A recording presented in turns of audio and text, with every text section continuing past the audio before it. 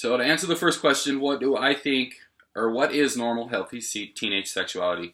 Kind of a broad question, but I'll answer the best I can. In my experience and in my opinion, I think that normal, healthy teenage sexuality consists of a lot of curiosity. The behaviors that they demonstrate in their teenage years, I believe, is generated by a lot of curiosity from ages 10, 11, and 12 when teenagers' bodies start to develop and start to mature through puberty.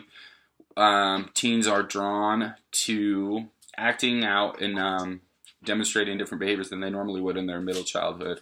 Their biological setup, their physiological need to make connections and form relationships in a different way.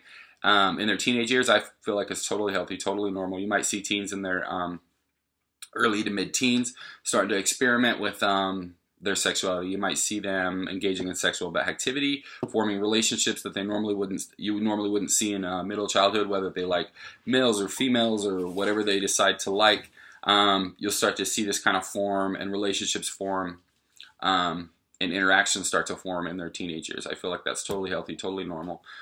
Some teenage boys or girls, you might even see their curiosity in different types of magazines, different types of websites. You'll stumble across that type of thing. I feel like it can be considered healthy as long as it's not impacting their functioning, their social functioning, and their functioning in society, in their community. I think it's totally normal.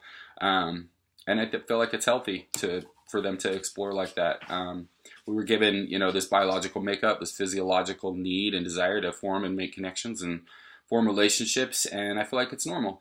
However, would I allow that teen or the youth described in Dr. Panos' video, would I allow them the magazine? Absolutely not. I have some experience working with, for 2 years I worked at a sexual compulsive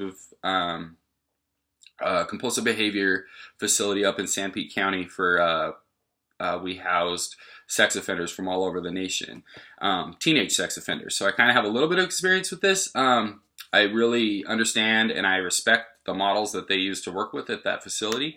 And giving a teen who's been exposed to that type of trauma, who's been his brain has been wired in that way, it's formed unhealthy connections. Handing him that magazine would just be a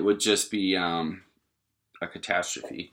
He doesn't look at those people the way that normal, if you will, normal boys and girls would look at those people in that magazine. It would trigger connections in his brain that might, bring up some of that trauma that he was exposed to with his father. Also, it's going to create a desire within him to want to reenact some of those behaviors. And again, he doesn't look at people the way that we look at people. He sees them a little bit different. He definitely needs some treatment. And I don't know if he'll ever be the same, given that his brain was developing and maturing at the age when he was exposed to that type of behavior from his father.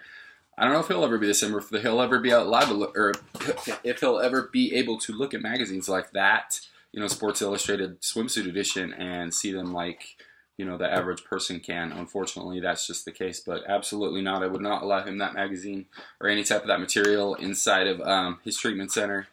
And that's that.